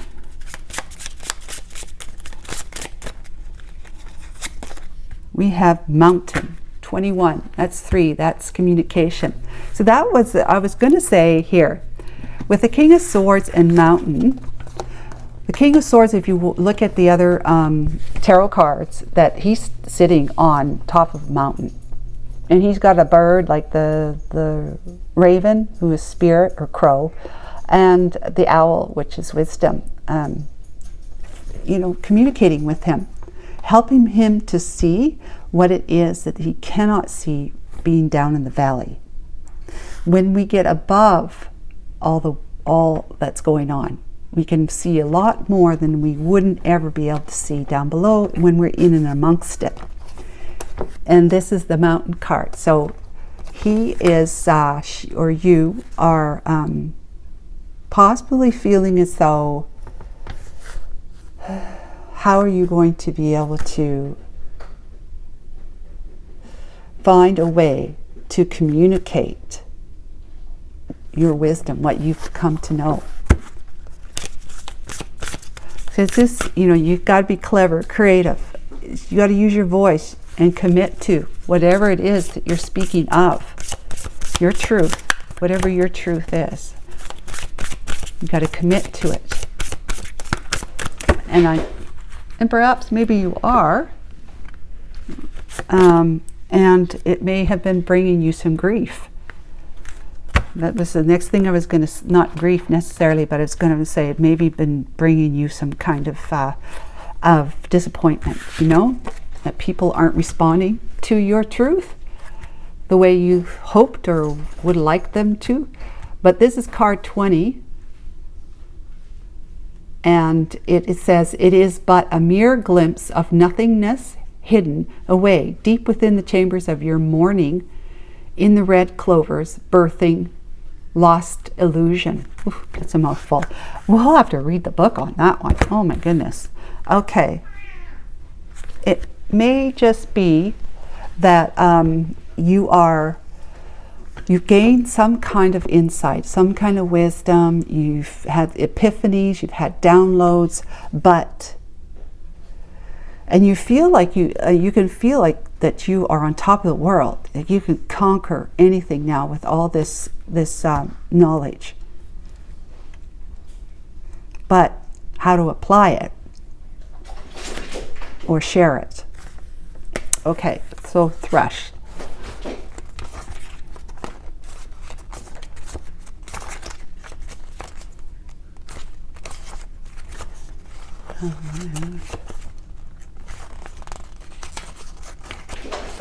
I'll get there. There's a whole lot of noise going on back there. Some cats running around.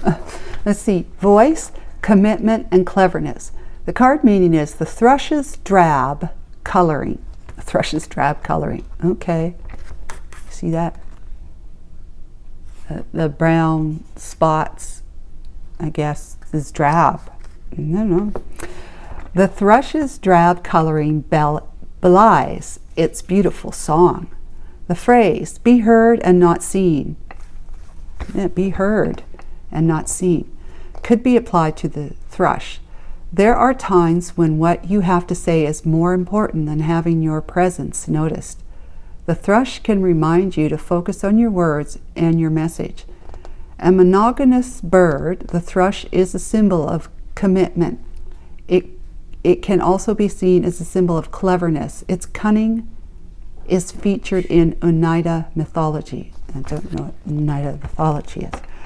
But yeah, the thrush can be reminded you to focus on your words and your message, not on your presence. So there are times when what you have to say is more important than having your presence noticed. Having your presence noticed.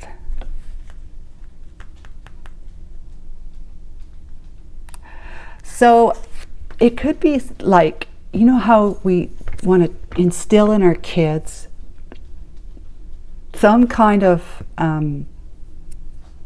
message of moral right message kind of thing, that if you work hard and show up, the world will bend to you. If you work hard and show up, the world will bend to you. You want to be able to sing that truth. You work hard and you show up, the world bends, bows to you.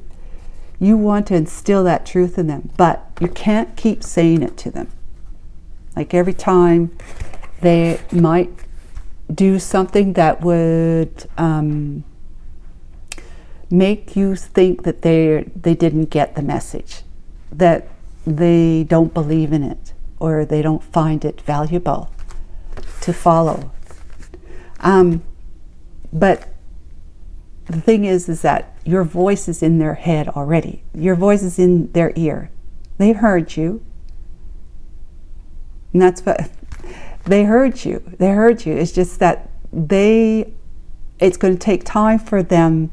Like when we learn stuff, it takes us time, for the most part, to process it, to integrate it into our being, and to somehow find it like being a puzzle or a cube or something where it's just the right moment, right time, right slot, where it's going to go plunk, and it's going to say, okay, that fits there. And it's like, aha, I get it now. I get it. Get what she said or he said to me. And I'm going to keep using that example just throughout. But you're going to apply it in whatever way it is that perhaps you're online and you like to do like a YouTube video or a video or something like that of yourself, sending out message, speaking your truth to an audience, an online audience. You don't see them, but they see you. But they may be seeing you as somebody who is got everything. You're doing well, and like, sure, you can go off talking about these wise, putting out these wise things, saying what you know to be true. But you never really had to be in their shoes. Let's just say that they might be perceiving you that way. Or the other way is that you're talking, but you don't really believe in what you're talking about. That their audience would be seeing you that way.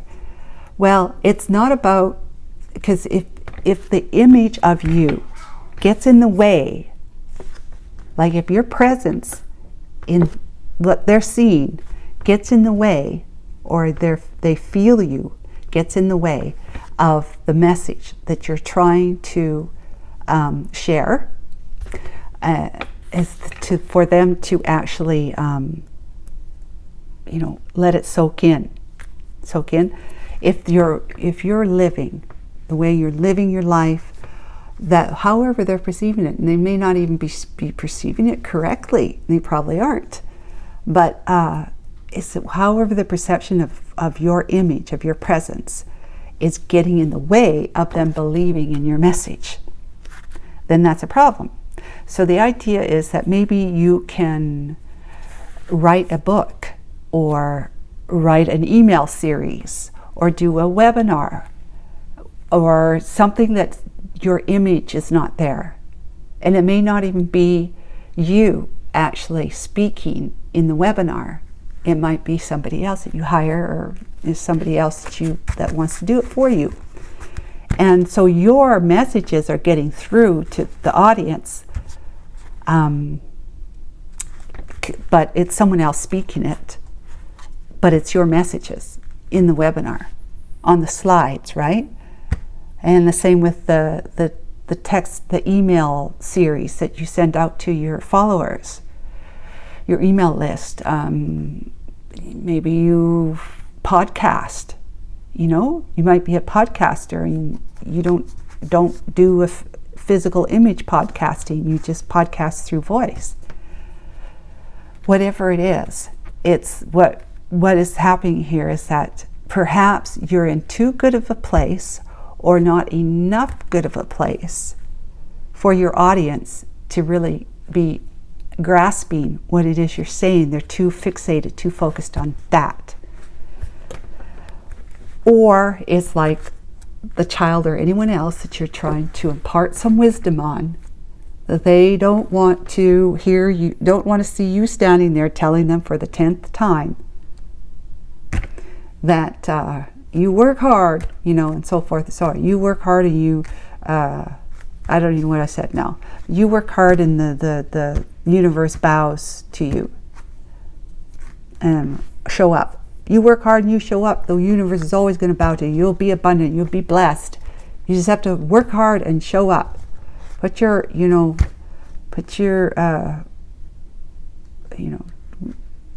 work hard.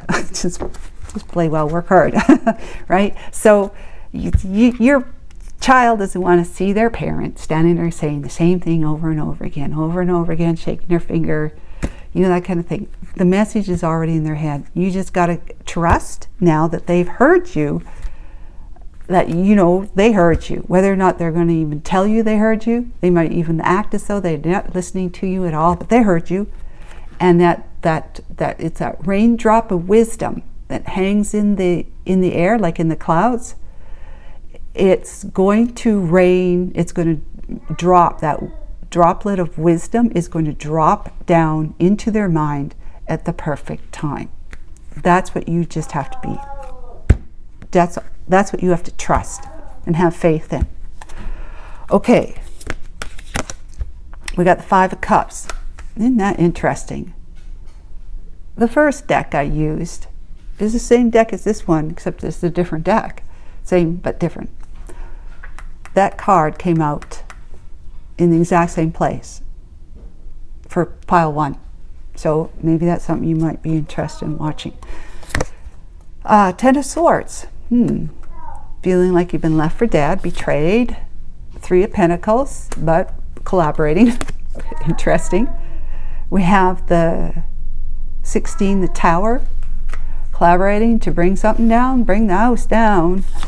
8 of Cups, hard work. 8 of Pentacles. Oh, 8 of Cups is walking away. Pardon me. 8 of Pentacles is hard work. I was going to read that grief one too, by the way. Prince of Wands is the Knight of Wands. Fast-moving energy, impulsive. Princess of Wands is the Page of Wands. The Chariot. The Hermit. Seeking. 6 of Cups, the past. 7 of Swords, some sneaky stuff going on with the Ace of Swords. The Alchemist, which is the Magician. 10 of Wands, and the King of Swords. 3 of Wands and the Empress. 3 of Cups. The World. Well, we'll see. We'll leave them on the peripheral. I'm going to read the grief card. 20. Ooh, opened right up to it. Okay.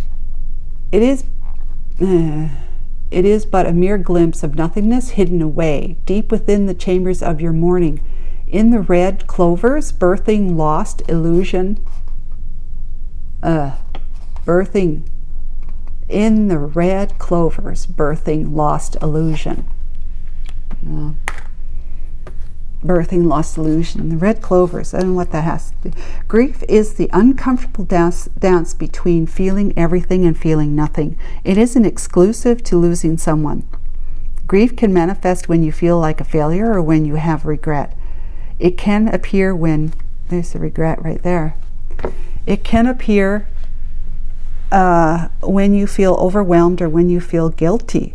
It can leave you feeling it all, then feeling nothing, or even feeling both at the same time, overwhelmed and guilty. Likewise, we can be so lost in our grief that we forget to live. We mourn for things that have long since slipped through our fingers. That's the past, right? We find ourselves in a sort of a limbo, living half dead. This is what can happen when you spend too much time searching for and missing what you've lost and forgetting to be grateful for what's left behind. Pulling grief can mean you have a lack of satisfaction about where you are in life, what you have, or perhaps more appropriate, what you don't have. You're putting too much of your focus on what is missing and have cut off the rest of the world. There are still people and opportunities for you if you will only lift your head and take a look around. Okay, so let's see. Empress, Three of Cups, World. Okay. This is loss of that which has slipped through your fingers with the past. Okay? Slip through this is wanting what, mourning that which is already gone. It's had its time, it's gone. It's gone. So there's striking out in truth and leading the charge in a new way that will see you being able to experience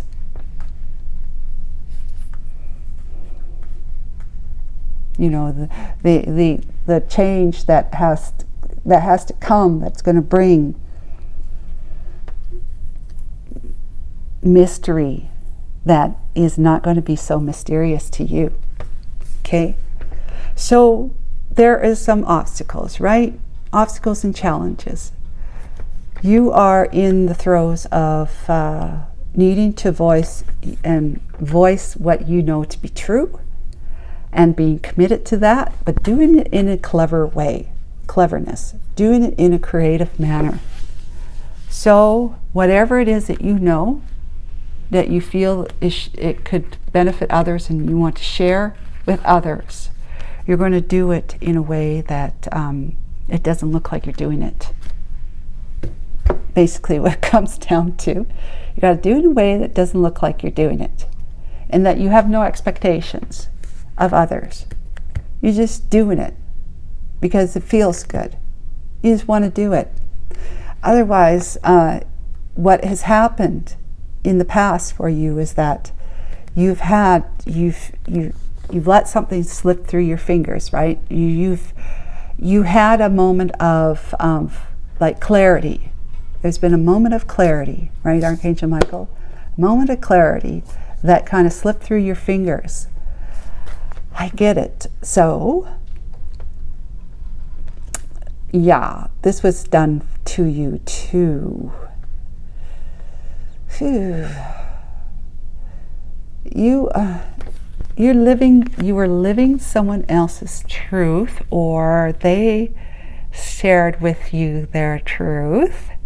They shared with you their truth when you're going through a very difficult time. And this could have been to do with work. Could have been to do with work. Let's see. Yeah, I don't see too much love here.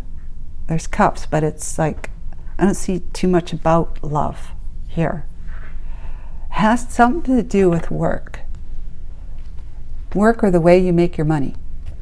Could be financially, investment kind of thing. But what happened is that you took someone's truth as your truth. Okay? You took someone's truth as your truth. And it ended up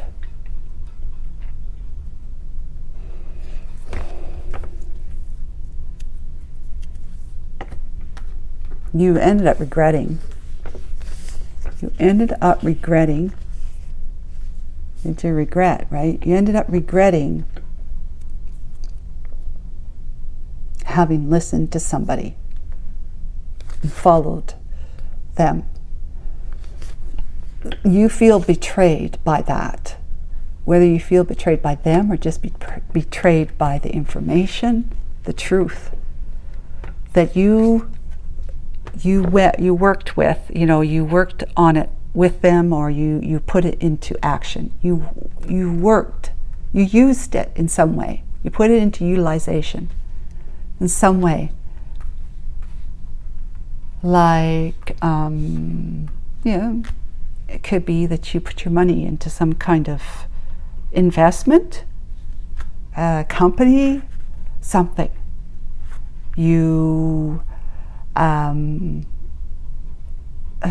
decided to put your money into building a business with this person who had this idea that was their truth. You're following it, and it went, it didn't work out well, and and so the whole thing just dissolved.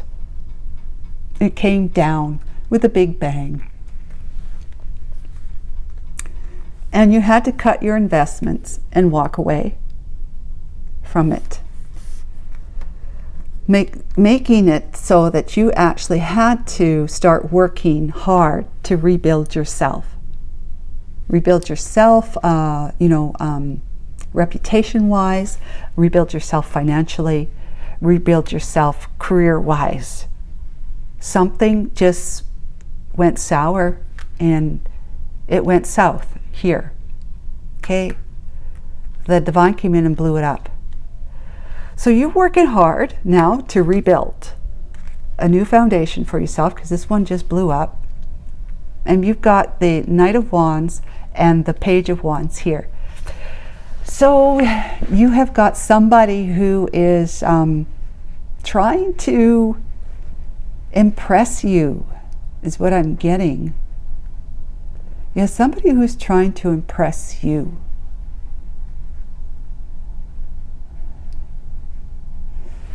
They're being like very showy, because they may have known that you were, you went with somebody before. I don't know, like they through the grapevine, they might have heard you said yes to something before, and then it didn't go well, right? It dissolved. So they're coming around and thinking that you're going to fall for whatever it is that they've got to show you, that you'll go their way, that you'll agree to do that. You're working hard. You're mastering your ability to be able to manifest what it is that you really want. Your truth. Your truth. Your truth. Okay. The Princess of Wands, that's the Page of Wands. But you're just like going, either this energy is about you saying thanks but no thanks, like having an argument with them. I've been down that road before with you. Let's say this is you and this is them. I've been down that road before, and it didn't, as you know, or maybe not know, it didn't work out well. This really looks good, what you have to offer, if it's a job they're offering, or some kind of investment or business opportunity, or whatever it is. It looks good on paper or in theory, but there's just not enough of evidence, numbers, right, for me to really take this seriously. So, be gone kind of thing. Or it is that the good news is that you are not going to fall for this. You're going to like bypass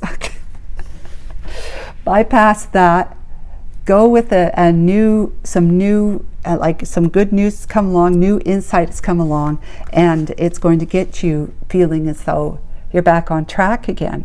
The Chariot energy, moving forward again, but doing it your way. Moving forward, doing it your way, your truth, not their truth, your truth. Okay? Doing it your way. And you are, like, because otherwise, you know, you have hit rock bottom basically with what's going on here before. You hit rock bottom, you're trying to avoid that again, but during the times of quietness, darkness, whatever, maybe when you're laying in bed at night, you are thinking about these things, and you're trying to figure out the mystery. You're trying to avoid moving forward on a path that you do not see, you know, your way fully forward. But what the divine is saying is that you're not going to know, just like you couldn't have known this, you're still not going to know. You just have to put some trust and faith in that what you see before you, right here, right now, what you see before you right now is what you will deal with, what you will choose to move towards, follow, or take advantage of, right here, right now. But 2 or 3 steps from now is not going to be clear to you until you do this one thing first. And this one thing first is mastering your truth, your ability to say, I can follow my own truth about this. I can follow what I know. I can choose to take a different direction than what someone else wanted me to take, would like me to take. I can check in with my inner self and find out what I need to know next. What is it that I need to know next? Because I am not going to allow myself to fall into the regret again, but the trap of wishing for something that is no longer available to me. What I put into this is gone. So that's kind of like a part of me is gone.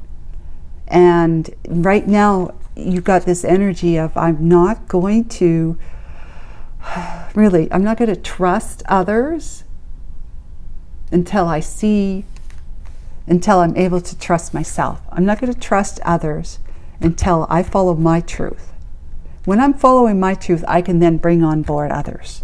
But right now, I got to let that past go with thinking that I need to have others in helping me out in this way or on board with me in that way, whatever.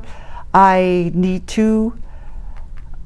am not going to jeopardize my ability to make decisions that are best for me.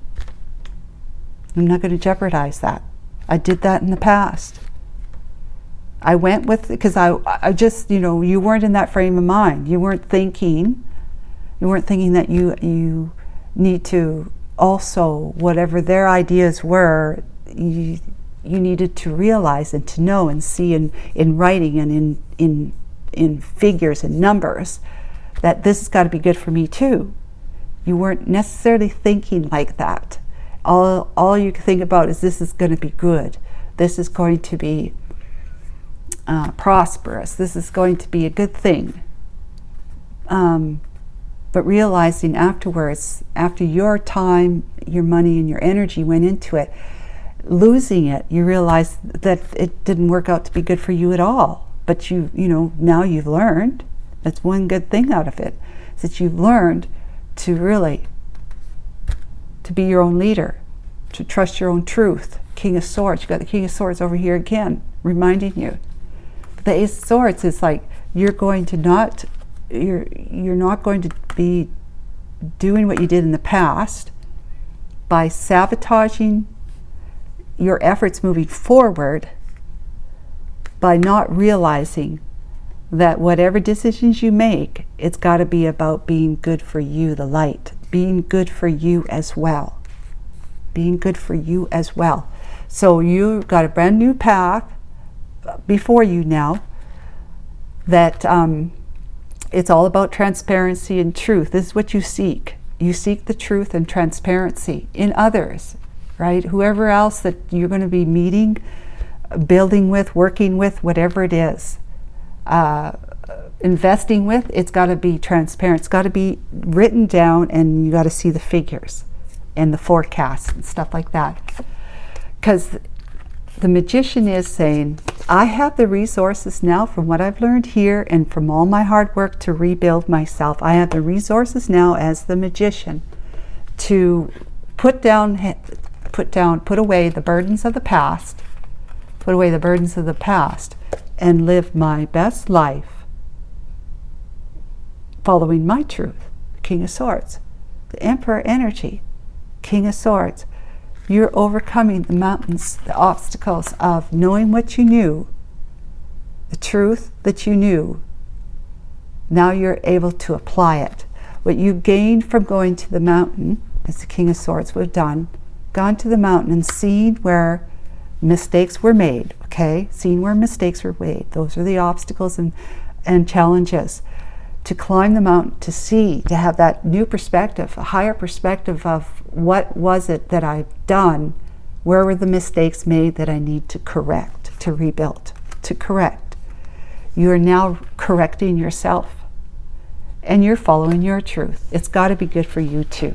That's the wonderful, unexpected thing that you don't see coming, is that you're realizing that all I have to do is rely on myself, but follow the truth that it's got to be good for me too.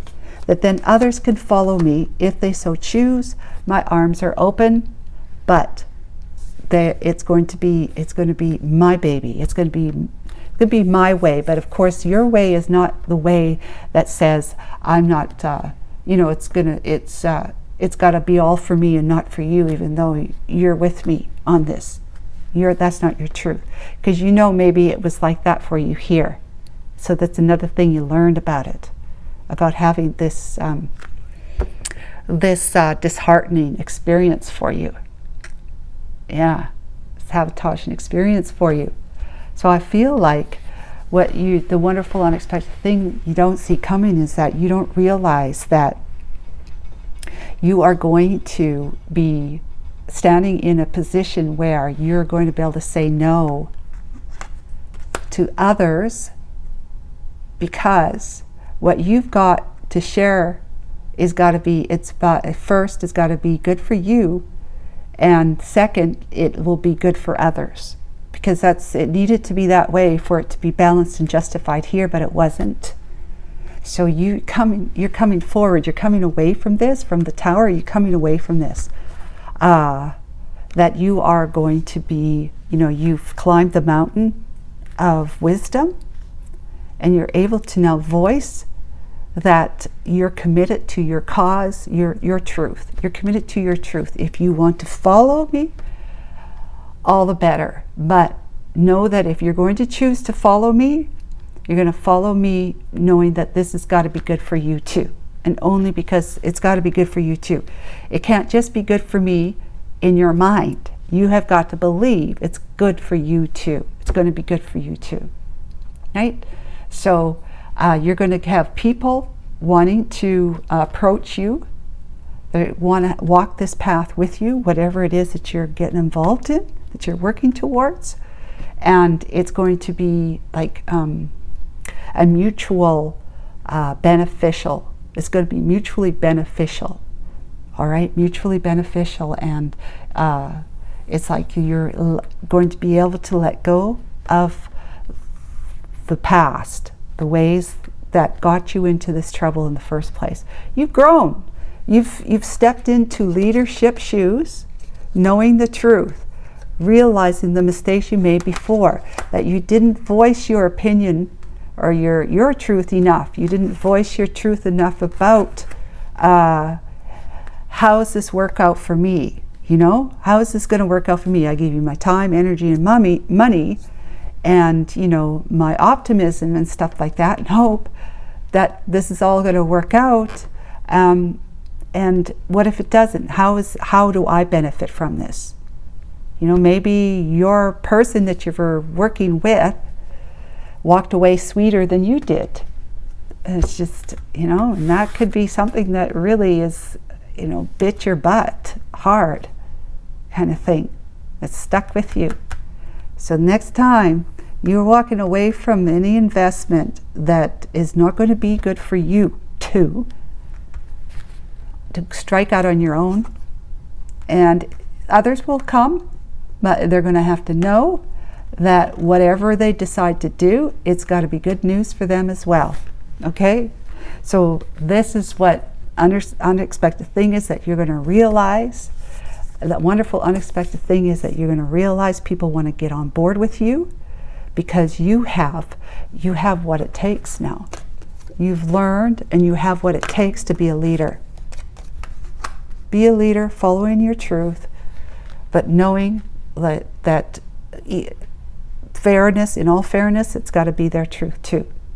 And that's how you're going to be moving forward at a good pace, following that kind of wisdom right there. It says, yes, it's good for you, but it's got to be good for them too, because you don't want a repeat of the past, right? Because you're rebuilding your reputation, which means it means that if anyone does come on board with you or follows you or whatever, you don't want to be setting them up for failure, because then that's going to fall down on you. It's going to make you lose your reputation of what you built up. Okay, so best of luck with that. I hope you enjoyed that. Please like and subscribe, and talk to you again. Bye for now.